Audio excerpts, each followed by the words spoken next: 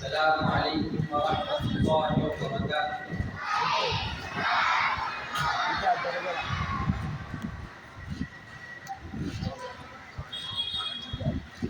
نحمده ونصلي على رسوله الكريم، اما بعد۔ محترم صدر جلسہ، معلمین و معلمات، عزیز طلبہ و طالبات، سب سے پہلے میں یوم آزادی کے اس عظیم قومی دن پر آپ تمام کو مبارکباد پیش کرتا ہوں۔ آج ہم 77واں یوم آزادی منا رہے ہیں۔ انڈیپینڈنس ڈے کے اس موقع پر میں اس ملک کی آزادی کے بارے میں کچھ کہنا چاہتا ہوں۔ یہ ملک 15 اگست 1947 کو آزاد ہوا۔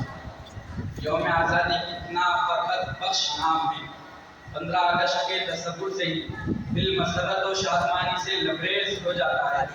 کیف و نشاط سے دل جھوم جاتا ہے کہ آج آزاد ہندوستان کے آزاد شہر میں اپنے وطن عزیز کا ذرہ ذرہ ہمارا ہے، اس کے چپے چپے پر ہمارا حق ہے۔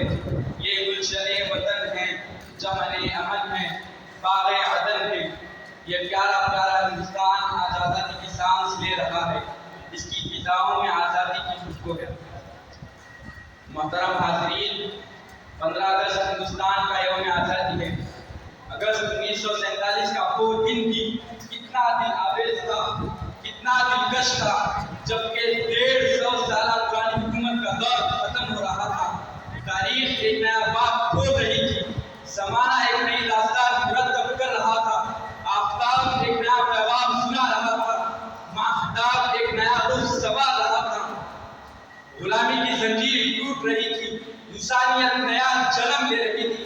ایک حاکم قوم غلامی کے غار میں گم ہو رہی تھی، ایک محکوم و مظلوم قوم پستی سے بلندی کی طرف سفر کر رہی تھی۔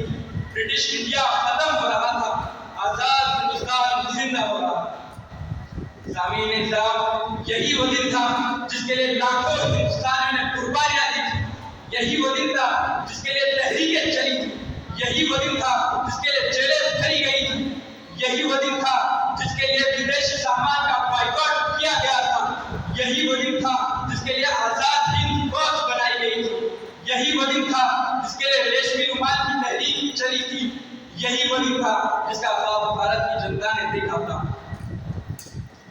سامعین احترام، یہ حقیقت ہے کہ اگر ہندوستان کے غیور علماء 1857 میں انقلاب برپا نہ کرتے تو ہندوستان کی بشموردہ قوم میں آزادی کا شعور بیدار نہ ہوتا، اور اگر انگریزوں کے خلاف اعلان جہاد نہ کرتے تو مصر، عراق، الجزائر، سوڈان اور لیبیا میں حریت پسندوں کے حوصلے بلند نہ ہوتے۔ ہندوستان کو یہ بھی فخر حاصل ہے کہ یہاں سامراجیہ کے خلاف جو تحریک چلی تھی وہ اپنی نوعیت کی انوکھی اور نرالی تحریک تھی۔ ایک مظلوم قوم نے ظالم قوم کے خلاف پرامن تحریک چلائی تھی، تیر و سلاح کے بجائے احتجاج کا راستہ اپنایا تھا، بائیکاٹ کا طریقہ اختیار کیا تھا۔